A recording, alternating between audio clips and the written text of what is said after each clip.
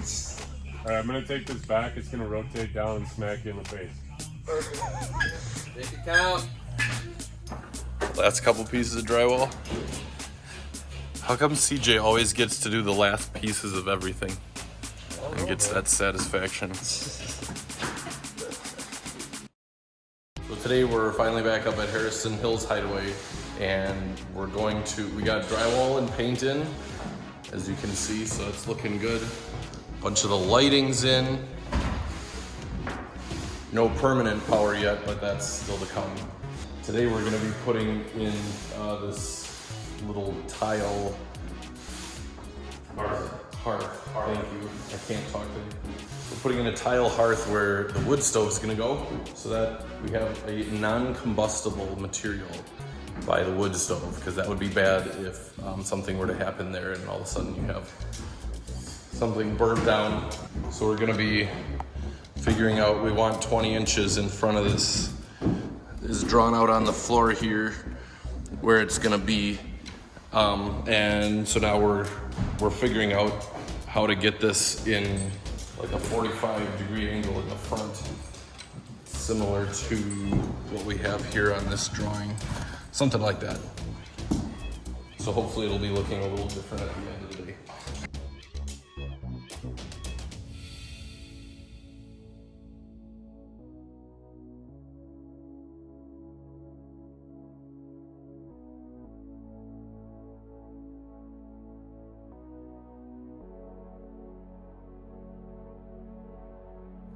And just like that, it's just that easy to set tile, apparently.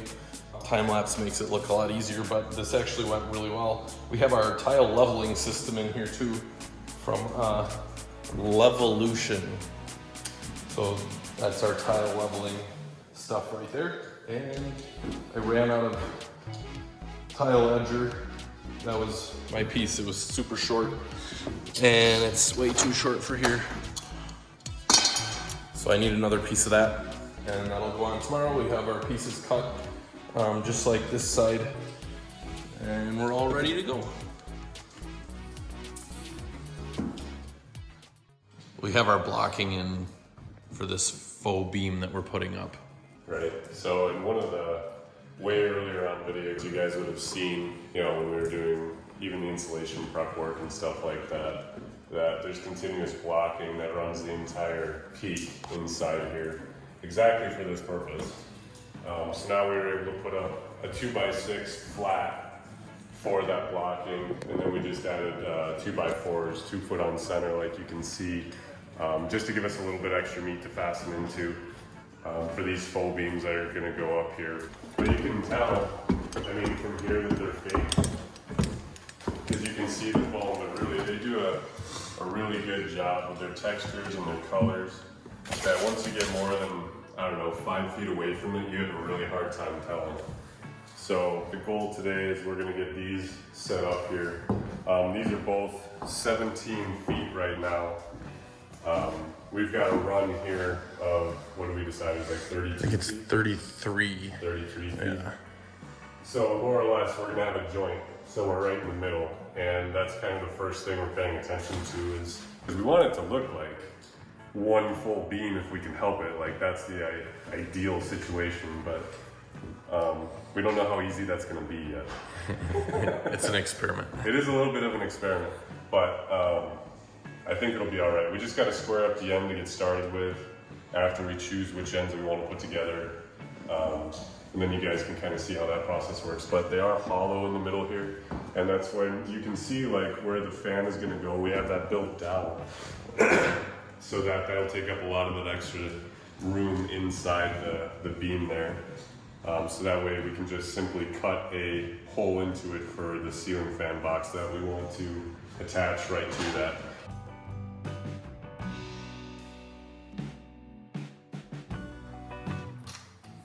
Okay, so after much deliberation, we think we've come to some sort of a conclusion about, finding a happy medium of how we're gonna marry these two beams.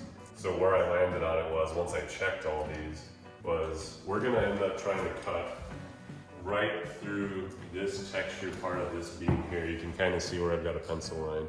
We want to get this square cut right through that part. And then back on this end of this beam, we're going to end up cutting kind of right through here. They've got a really similar texture detail.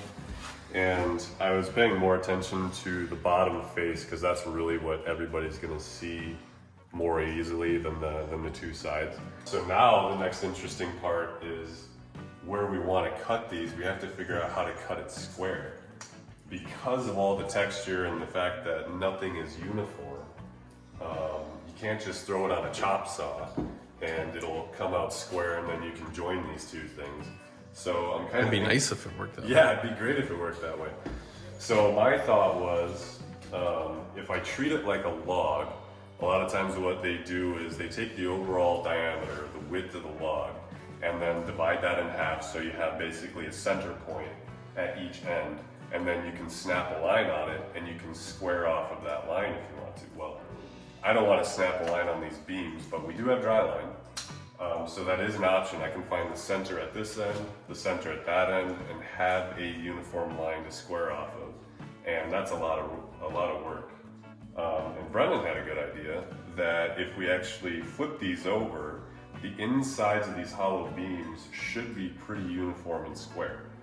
So if we can do a pilot hole through the texture into the inside where we want to cut it, we could potentially figure out how to make square marks on the inside of our beam, which is exactly 5.5 inches. That's the way it was planned. So we could square cut a 2x6 potentially, stick it in there, and then be able to mark 3 edges more or less off of a 2x6, and that should get us pretty darn square.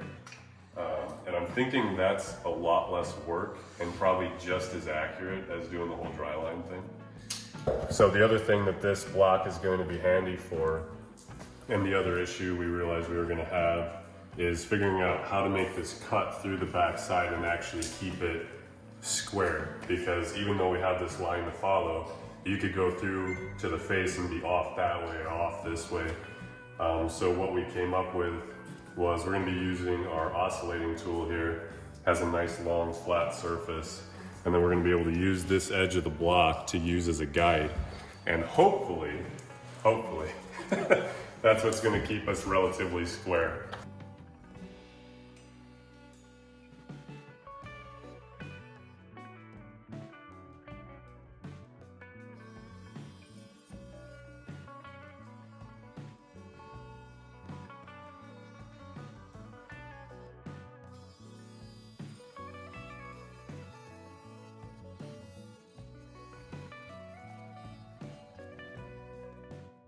So looky what we found here. This was the ominous metal noise that I heard as I put the oscillator through. Apparently, they put these joints together with screws. Who knew? Who knew? So I ended up having to finish the cut right around this area with my razor knife. And I cut through the face here so it wasn't going to chip away, and then just broke the block off, and this is what we have. So whatever, of course it's exactly where we wanted to make our joint. It wasn't even on the edge of a screw, it was the entire screw. Because why not? So now we get to take this stupid thing out of here, and then we're just going to have to clean it up with the oscillating tool. Oh good, it's even 2 inches. So now we get to make, at least 3 more cuts, and hope that doesn't happen again. Are we taking odds? Are we I don't want to.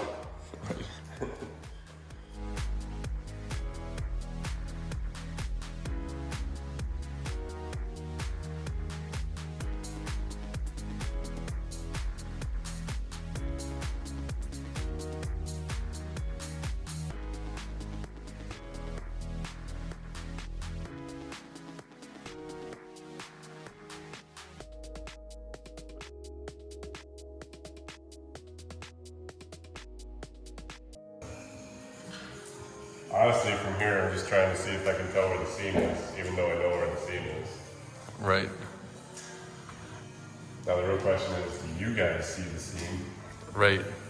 Doesn't matter if I see it. That is a nice looking beam.